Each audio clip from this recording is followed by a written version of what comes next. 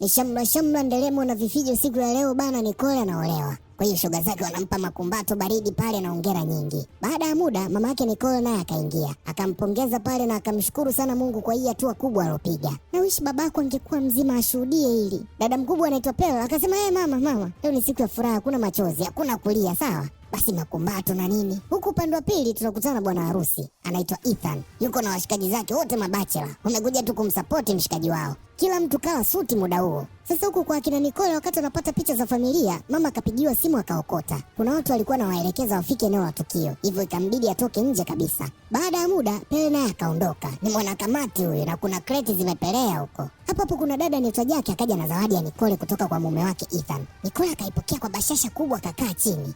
Akaanza kuifungua sasa aone kuna nini. Akapambana kishenzi kufungua boksi, ilikuwa limefungwa kisawasawa. Ile anafungua hivi, anakutana na picha ya mume wake yupo kitandani na huyu Jackie shoga yake, na wako wa mnyama. Hii ilimpiga usoni hadi Jackie mwenyewe. Nicole akaanza kumpiga Jackie, kwa nini amfanyie hivi? Huku kwa Ethan na washikaji zake wanagonga cheers, wanamtakia mchizi maisha mema kwenye ndoa yake na ndoa idumu sana. Hapo Nicole akaingia na lia kishenzi. Ethan, kwa nini umenifanyia hivi? Kwa nini? Yaani shoga yangu kabisa. Mchizi akawa elewi, ndo akaiona ile picha hii. Akashtuka kishenzi akatoa na miwani kabisa. Nataka uniangalie machoni na unielezee vizuri. Ethan kapatwa kigugumizi kikali, hakuna neno linalosikika. Yaani shoga yangu, hii ni siku mbaya sana maishani mwangu. Akaondoka eneo la tukio. Nicole akashuka mpaka huku chini, akaanza kupunguza uzito taratibu. Akatoka nje akavua na viatu akaanza kukimbia sasa. Huku ndani washikaji zake Ethan wakamuuliza, ulikuwa unafikiria nini wewe mzee? Sisi anasema yeye mwenyewe haelewi hii kitu imetokeaje. Kulikuwa na mwana kama suti nyeupe akasema, ni heri umfuate Nicole umbembeleze akubali kuolewa na wewe. Na mwingine akasema, ndio nenda. Ethan akatoka nduki kumwahi mke wake mtarajiwa. Huku nje akakutana na Jack. Jack akamwambia mchizi kwamba Nicole aliondoka tu mara baada ya kuona zile picha zao. Sasa nani alizitoa hizo picha? Ethan mwenyewe hajui nani kazileta hapa. Basi akatoka race hivyo inabidi ampate kwanza Nicole. Wazee wa kazi nao wakawa wanafuata kwa nyuma. Lazima wale msosi leo, haiwezekani shughuli ife dakika za mwisho. Tumechanga bana. Nicole akakimbia mpaka hii mitaa ambapo kulikuwa na dereva taxi anamshusha mteja wake kwa kelele nyingi. Alitakiwa kumlipa buku 10, akamlipa buku 5 tu. Kisha akaondoka. Hapo Nicole akaingia akasema, taxi tafadhali, naomba unitoe ile eneo. Kimetokea nini? Mimi nitakulipa, unataka pesa sio? Mimi nitakulipa hata zaidi yake. Kwani shilingi ngapi? Elfu 20, 30, 40, 50 au 100,000. Mimi nitakulipa, twende tu. Kwa utanilipa 100,000? Ndio, kiasi chochote, nitoe tu ile eneo hapa. Akajibwaga kwenye gari. Licha ya yote mchizi akawa bado anamuwaza tu mteja alompa buku 5. Mara Ethan naye akapita hapa akageuka, mzee, umeona kuna biharusi anapita haya maeneo? Oh, biharusi? Ndio, muelezee vizuri. Ni mwembamba hivi. Oh, mwembamba, ana mwili mdogo hivi. Huyo, na wala sio mrefu wala mfupi. Ndio huyo. Kwa hiyo kapita hapa. Mchizi akumjibu, nikutajia alipo uondoke na mteja wangu wa 100,000. Kwa hiyo akaingia kwenye gari, washikaji zake Ethan nao akapita. Yaani wako na ndugu yao mpaka ndoa ifungwe. Basi bana, safari ikaanza. Kwa hiyo huyu mchizi dereva taxi anaitwa Austin. Akawa anamshangaa tu Nicole analia kishenzi. Hataki kabisa kujihusisha na matatizo yake, maana alionayo anamtosha. Kwa hiyo akawa anamchungulia tu kwa ananyosha goti. Huku familia nayo katoka kumtafuta Nicole. Mama analia kishenzi muda huo. Baada ya muda Ethan akarudi. Mama akaanza kumvuta amwambie binti yake uko wapi. Hii ndoa imeshavurugika, maana kila mwenye suti akawa anavutwa tu. Huku Austin akamleta Nicole mpaka nje ya mji kabisa, kisha akapaki pembeni. Nicole akauliza, kwa nini umepaki sasa? Sisi akasema, siwezi kuendesha bila direction. Ukuniambia unakwenda wapi? Nicole akasema, wewe nenda popote tu tafadhali. Mwana akakataa akasema, mimi siwezi kufanya hivyo. Mimi nitakulipa, nimeshakwambia nitakulipa unachotaka, wewe nipeleke tu popote. Jizi akasema, najua utalipa, lakini naona ushuke tu uchukue usafiri mwingine tafadhali. Kama ni kuhusu pesa nitakulipa mara 2. Madamu, haijalishi hata kama utanilipa mara 3. Wewe nilipe tu hela hii safari, alafu ushuke uendelee kutafuta gari nyingine huko. Nicole kujicheki hata simu yake hana. Hivyo hawezi kumlipa jamaa kwa sababu hana keshi pia. Mchizi akachoka. Akasema ni sawa tu. Leo ni siku yangu mbaya, kwa hiyo ni sawa tu, wewe shuka. Nicole bado akawa anamuomba simuache hapa, basi amsogeze hata sehemu. Austin akagoma. Akamuomba tu ashuke kwenye gari. Basi Nicole kinyonge sana akashuka. Mchizi naye akaondoka eneo la tukio. Basi mdada akaanza kutembea peku hapa mjini. Leo ilikuwa ni siku yake nzuri sana kwenye maisha yake. Lakini kabla haijakamilika, imegeuka kuwa siku mbaya sana kwenye maisha yake. Ilibaki kidogo tu aolewe na tapeli. Austin ilivyokuwa, jinsi alivyoamka kwa furaha leo. Alitegemea ingekuwa siku ya furaha sana kwake. Lakini mwisho akaletewa picha za mume wake anampiga mabusu rafiki yake kabisa. Anasema hayo waga anayaonaga kwenye movie tu.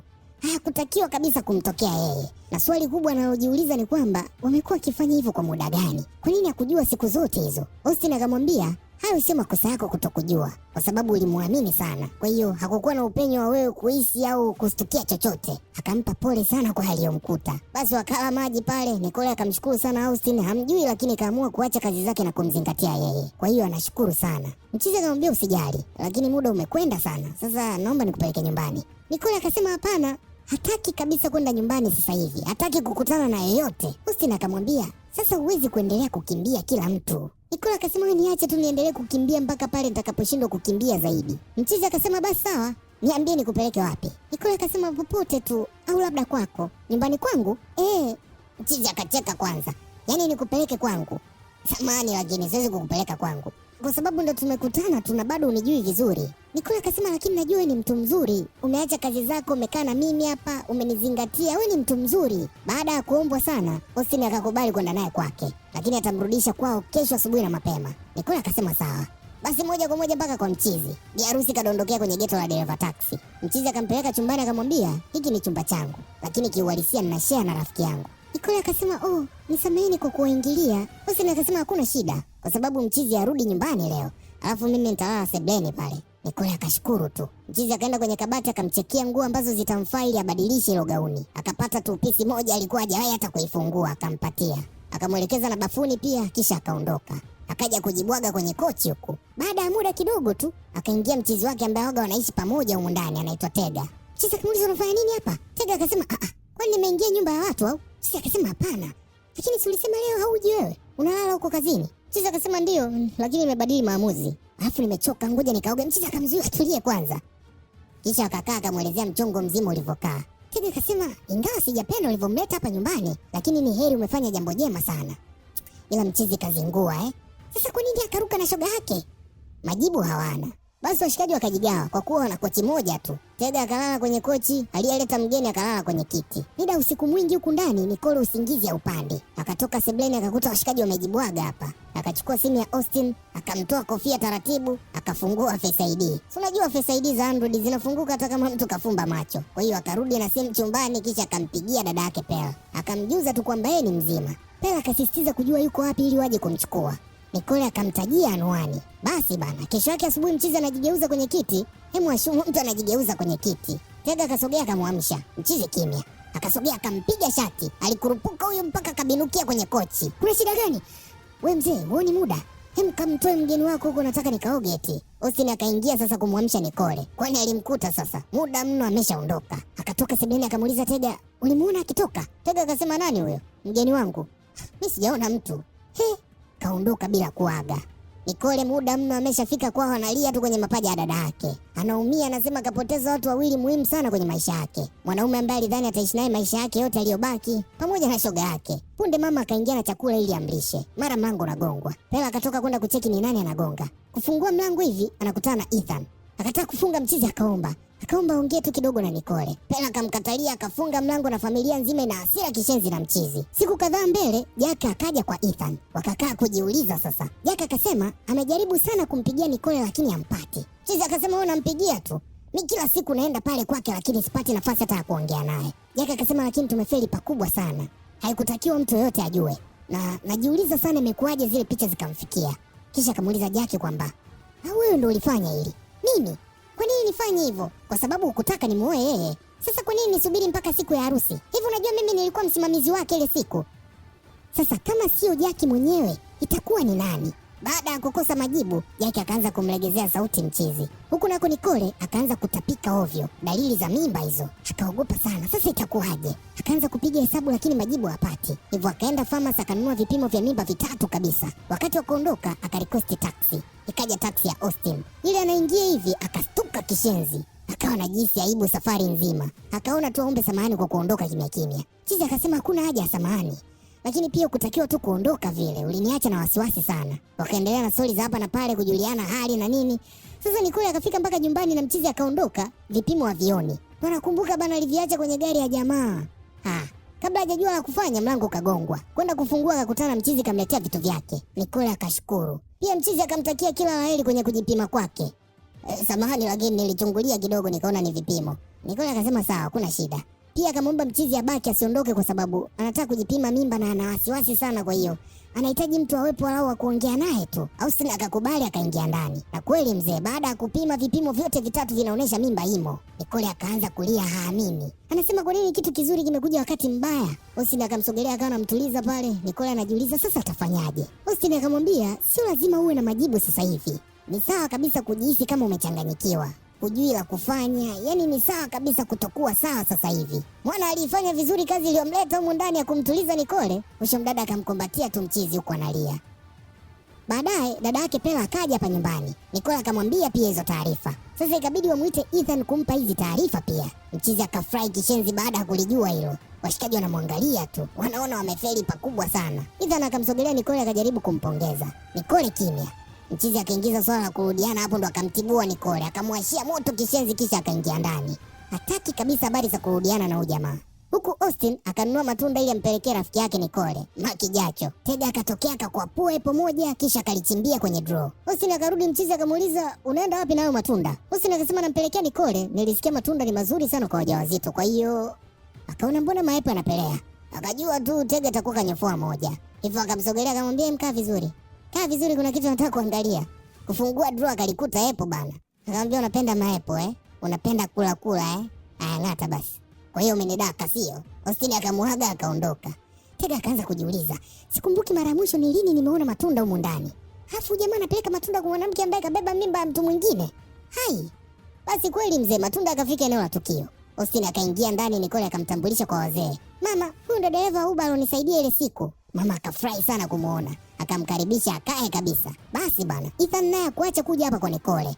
Anakuja na maua na nini, Nicole anayapokea kisha anamuuliza unataka nini kingine? Yaani aongee chapchapo aondoke. Punde akatokea Austin, yeye akakaribishwa ndani. Mchizi akashangaa, huyu si ndio yule dereva taxi njaa kali? Nicole akamfungia mlango Ethan. Basi hivyo taratibu Nicole na Austin wakawa karibu sana. Stori nyingi, wanajuana taratibu. Austin akiambiwa ajielezea akawa anasisitiza sana kwamba yeye yuko single. Pia akamwambia Nicole kwamba ana vipaumbele vyake vingine ambavyo anavifanya pia. Kuna app anaitengeneza ambayo mtu anaweza kuingia na kufanya booking ya service mbalimbali.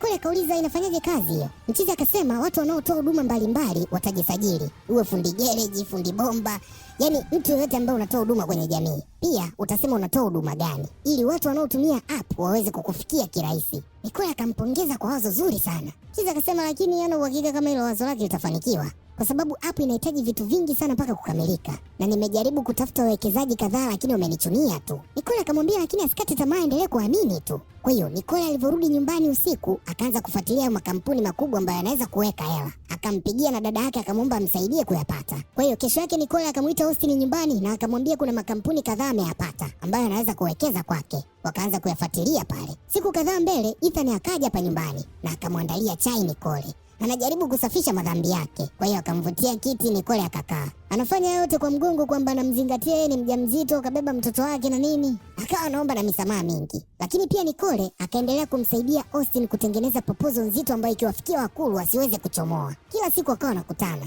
Anafanya mazoezi ya kuongea na nini, anaongeza confidence taratibu. Mwisho wa siku wakarekodi video ya kuambatanisha kwenye proposal yao sasa. Muda huo Nicole yuko pembeni anafurahi tu, mchizi anaongea vizuri sana. Basi ikapita miezi mingi na mimba ya Nicole imekuwa sasa. Na uwezi amini Nicole akaanza kumsamehe Ethan taratibu. Kwa hiyo mabusu ya mapaji ya uso na nini.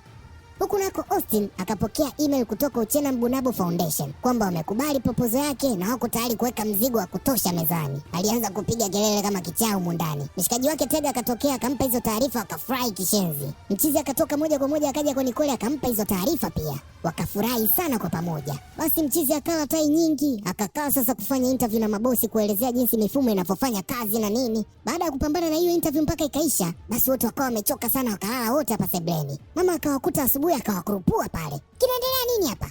Tulikuwa tumelala tu mama. Austin huyo akajiondokea. Nicole, yaani unalala na mwanaume mwingine wakati una mimba ya mwanaume mwingine? Ha mama, hapana bana.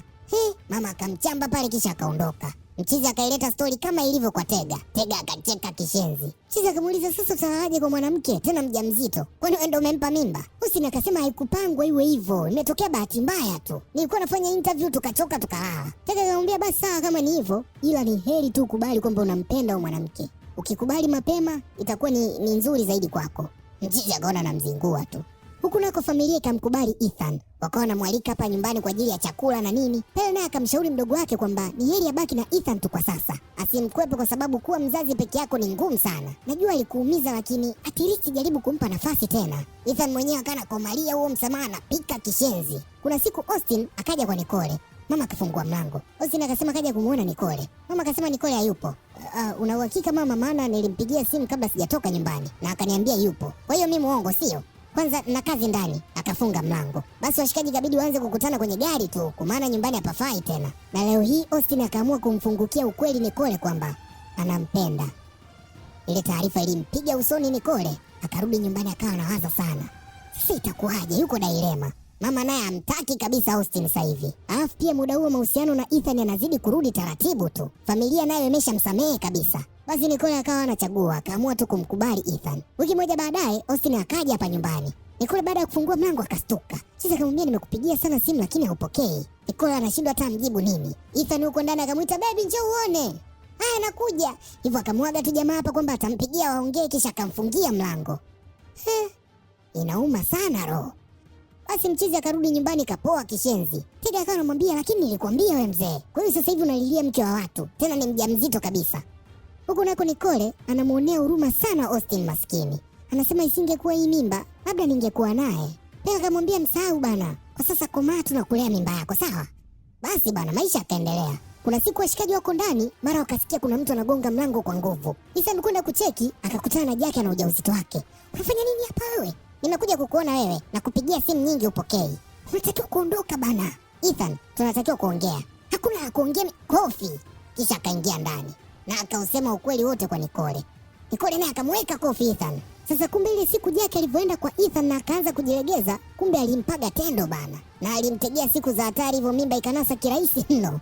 Pia Jackie akasema ukweli mwingine kwamba yeye ndo aliziweka zile picha kwenye boksi ile siku ya harusi. Nicole akajiona bonge moja la mjinga kumpa nafasi tapeli mara mbili. Na hapo akaanza kuhisi maumivu. Hivyo akamwaisha hospitali na akajifungua salama mtoto wa kike. Mchizi akupewa tena nafasi hata ya kumjulia hali tu mzazi mwenzake.